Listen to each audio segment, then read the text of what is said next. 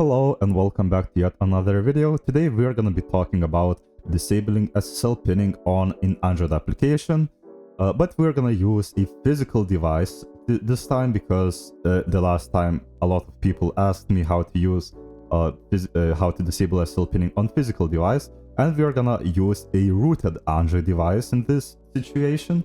So I'm going to show you a method that might work a little bit more well in the bypassing SSL pinning industry, because it has a little bit more like compatibility, as you will see later, because a lot of people are creating these universal scripts that are working for a lot of applications here. So without further ado, let's just jump into the video. And the application that we're gonna be disabling SSL pinning for is called Vinted. So if I go to Vinted install APK, for example, we could see that there are a lot of ways to install this application. You can download, of course, it from the Play Store. But the main thing why I'm disabling SSL pinning for this application is because first of all, it has a bug bounty platform, so I can do this legally. And the second thing is that the first method that I've shown in the previous video of disabling SSL pinning didn't work on this application, and you will want to use another method if it doesn't work on other applications that you're testing. So I'm just gonna show it on this application. And of course, I have a physical device that I'm gonna show you right now. Before we start doing anything, we will want to enable some settings on our Android device here. And I'm just gonna disconnect from my computer. And now I'm gonna show you the Android device that I have. So here I am on my Android device here. And the first thing that you are gonna wanna do is enable developer options on it. So click on the settings icon, and this will look different on every device there is. So you will just have to find it, but it will be probably really similar. So just go to About Phone on your Android device, scroll down until you find this build number here, and then just tap on it a couple of times until you are gonna become a developer. Great, now we are a developer on our phone, and we will search for developer settings. Let's see, developer options, and let's scroll down until we find something called so the first thing that we are gonna find is ADB. We want to enable Android debugging, ADB. So the second thing that you are gonna wanna turn on is this tethering hardware acceleration, so you can connect through an SSD, not an SSD, through an USB cable, I believe that's it. Yep, this is it. And now we are just gonna connect our USB cable that we have connected to our computer to the Android device here. And now let's go back to our computer to complete the next step. So here we are back on our computer. So we will want to first of all make sure that our device is successfully connected to our computer. So we will do ADB devices to list all of the devices that are connected. We can see that there is this device, list of devices attached, and we can see the devices connected here. This means that it's successfully connected to our computer. We can also do ADB shell, and we will connect to our ADB shell. So one note that I want to do here is that if you have some sort of an emulator running or you have a couple devices listed here, you can do ADB and then -s to list the source. The source is going to be this number here, this string here, right? And then you do the command here, so you can just define the source that you want to connect to. Great, now we have our Android device connected to our computer.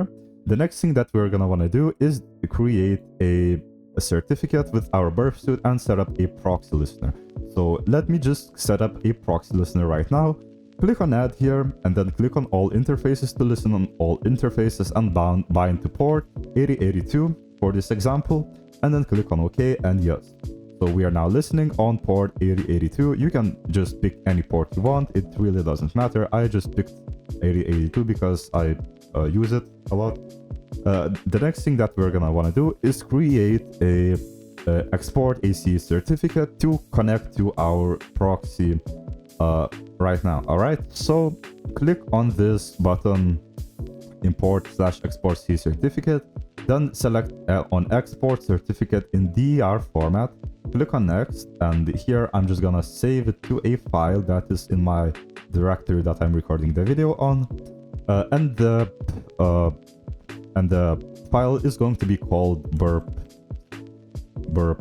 certificate.cer, and this is important that you name the CR format with uppercase letters. Click on save, then click on next, and it will be exported successfully. Click close, and we have set up everything on our Burp Suite. Click on X, and we will just temporarily close the Burp Suite now. Now we will push the certificate file to our Android device. So I'm just gonna copy this burp certificate.cr file, and I'm just gonna push it to my device so we can access it later on the device. So type in adb push, then the file that you wanna push to your device, and then the location is going to be /storage /emulated /0/download. So this is the download directory to our Android phone, and we can see that one file was successfully pushed to our Android device. Great, so now let me just go back to my Android device here. So now I'm here. If I will go to my root explorer, this will be just the explorer for the files. If I scroll down, I don't really remember, I named it burp certificate.cr. We will find somewhere here. Yes, we can see here burp certificate.cer file on our Android device. So to use it, go to your Android settings, then scroll down to until you find security and location. Click on that. Then scroll down until you find encryption and credentials. Click on it. Then click on install from SD card. Click, for example, let me just use the file manager plus, and I will click just once. I will go to my download folder, and I will select burp certificate.cer here. I have a couple of them because I've been recording. This is my second time recording. Then click on select. Alright, I've entered my PIN, and we will use certificate name Burp Suite, for example. Okay, and then credential use. We will use both Wi-Fi and VPN apps. So first of all, create one for Wi-Fi. Click on OK, and then install from SD card again.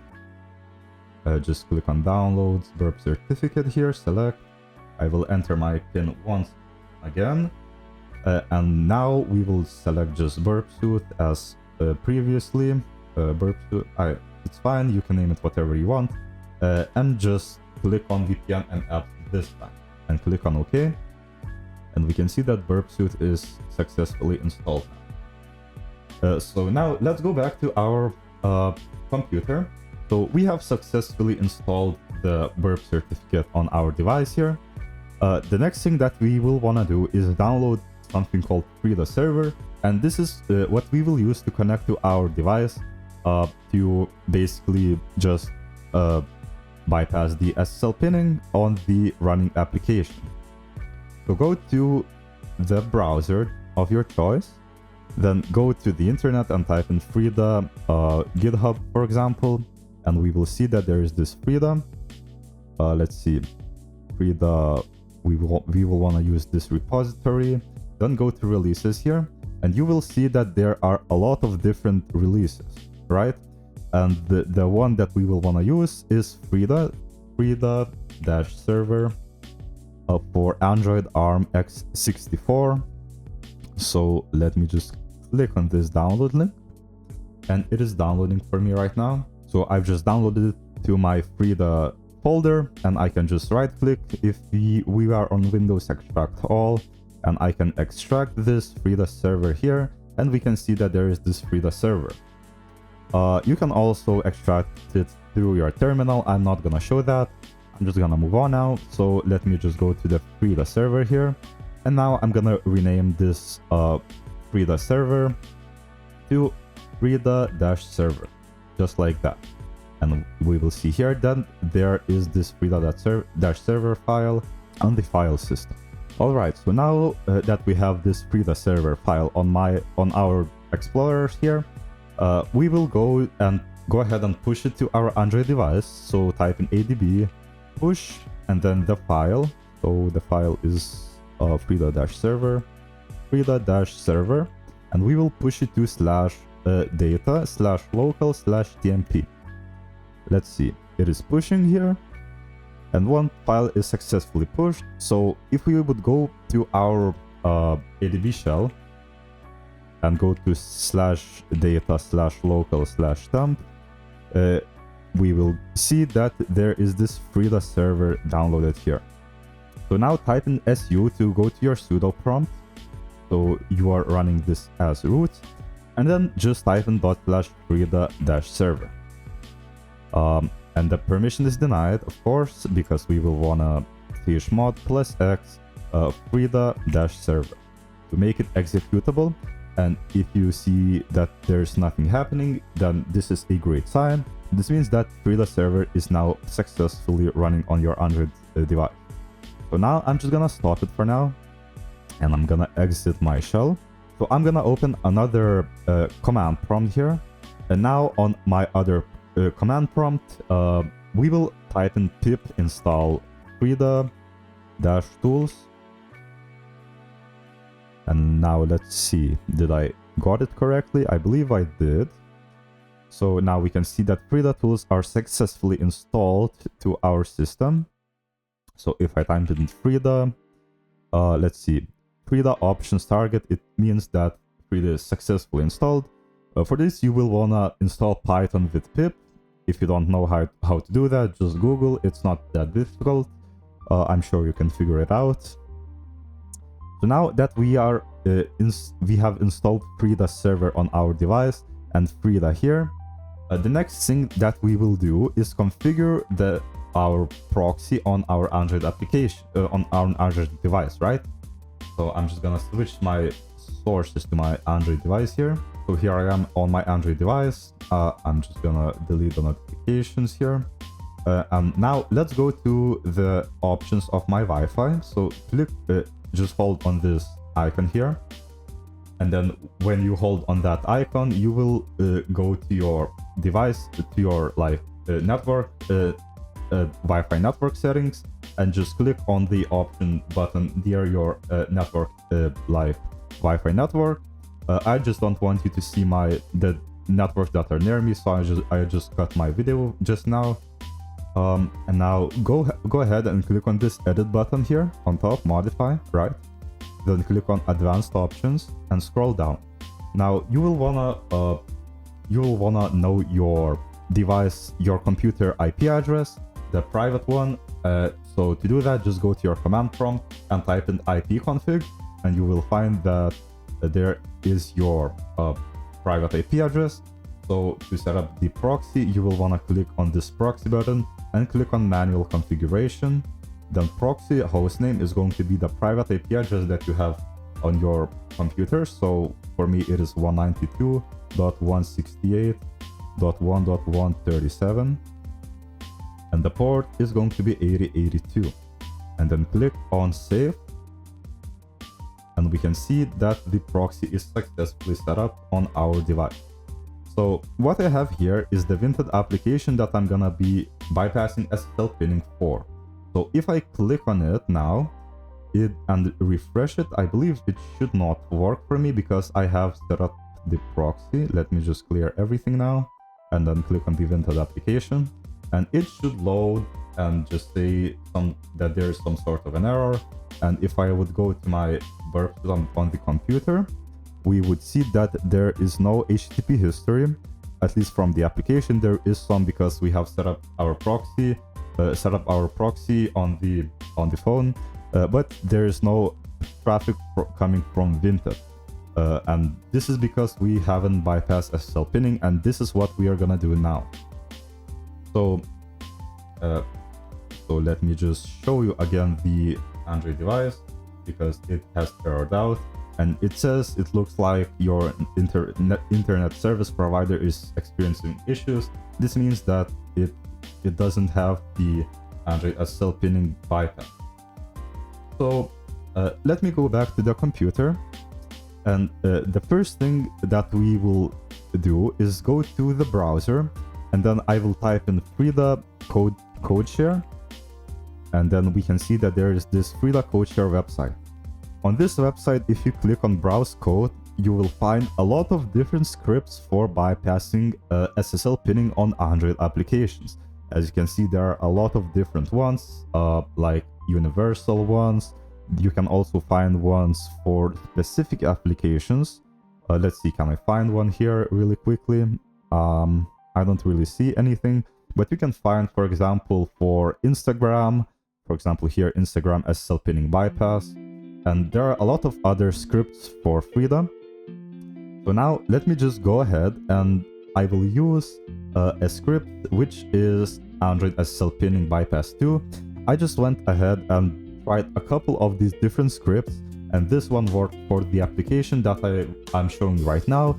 A lot of applications actually require only this script. This is a pretty simple one, but you can experiment with a lot of other scripts because there's just a lot of different ones. So I will just click on this universal Android SSL pinning bypass 2 on this project page, and we can see that there is this way of executing it. I will actually execute it in my own way, so let me just go back to the terminal. Alright, so now I am on the command prompt. So open one of the command prompts that we have set up. So let me just go here and type in ADB shell, drop in to the shell on your mobile device, type in sudo su to or just su to get your super user. So if I type an ID, I am now root, right? Now go to slash data slash local slash temp, and then if I list all the files here, we can see that there is this Frida server that I have installed previously. So now just run this Frida server here and just leave this open. The Frida server is now running on your mobile device, and then go to another command prompt here and just type in Frida, because just check in again if you have it installed. So let me just copy the Frida here, this Frida command, and I am gonna execute it in a little bit different way. So now the first thing that we will do is list all of the processes that are running on the device.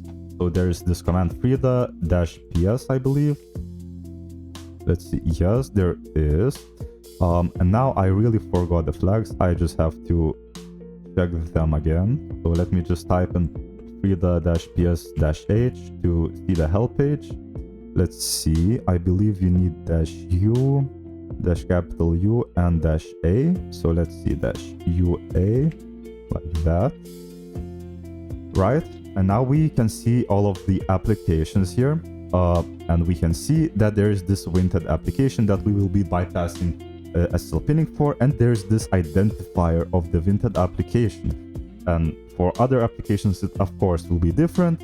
But for this application, it is fr.winted. So copy this identifier here, and now I will go back to my Frida code share, to my browser, right? And I will just copy this command and I will change it just a little bit. So f-f, we will specify fr.winted, right?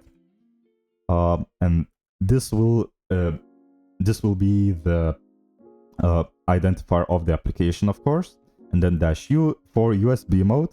And now that I have this command set up, I will show you my Android device.